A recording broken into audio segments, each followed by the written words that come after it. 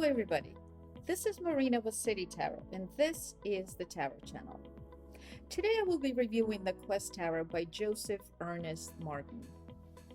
I remember seeing this deck years and years ago and quite liking it, the imagery specifically, but I never worked with it before. And as fate would have it, a friend of mine was just cleaning out a new apartment from the old tenants and found this deck, which he then promptly gave to me. Because this deck has so much going on, I had to find a used copy of a book that originally came with it, and it's called The Compass Guide to the Quest Tarot. And believe me, you want to have this book. So visually, this is an absolutely stunning deck. Its 3D pictures are very vivid and very compelling. And as I said, there's a lot going on here in terms of symbols, in terms of card descriptions. So let's start with the major arcana. Firstly, there's an alternate zero card, and it's called the multiverse. And according to the author, that's because we alternate between numerous universes, so we can choose and pick. Okay.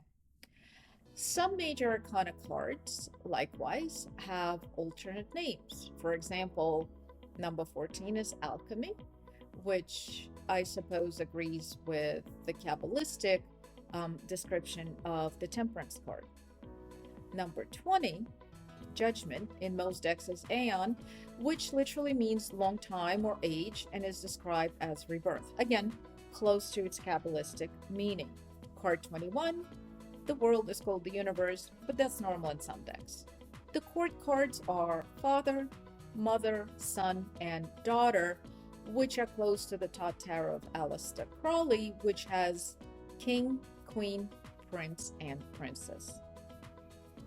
And then there's everything else. And I mean everything and the kitchen sink. First, there are stars, planets, constellations, which can be seen on the top of the cards.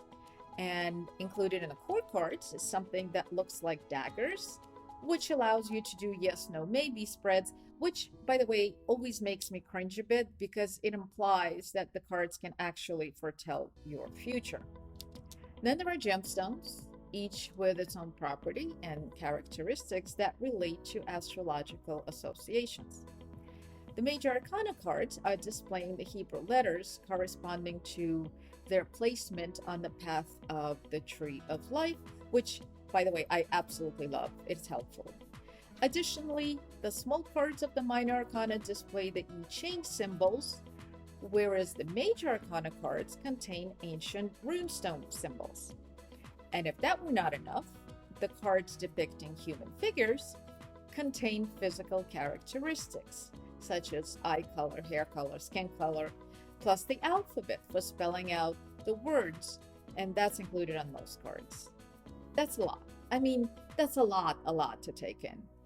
And I didn't even mention card descriptions, which is a single word meaning that's included on every card. Now, these I find very limiting because they don't always hit the gist of the card, and they limit the possibilities for those just starting to read the tarot. So, for example, there's a Son of Stones, and listed as advocate, or Father of Cups is fatherhood. So while the deck itself is stunning, such a vast assortment of symbols is a bit overwhelming. Besides, I never really agree with tarot readers who declare the tarot as the teller of fortune and deem its outcomes as fated or inevitable, which is what some of the symbols in this deck are meant to apply, or rather imply. And for that, I will give this deck 4 pentacles. To be sure, this is not a deck for everyone. I would certainly discourage beginner readers from using this deck until they are more comfortable with really thinking about each card and its wider scope of significance in terms of astrology and the Kabalah. To me, the card descriptions are limiting and they're not always on point.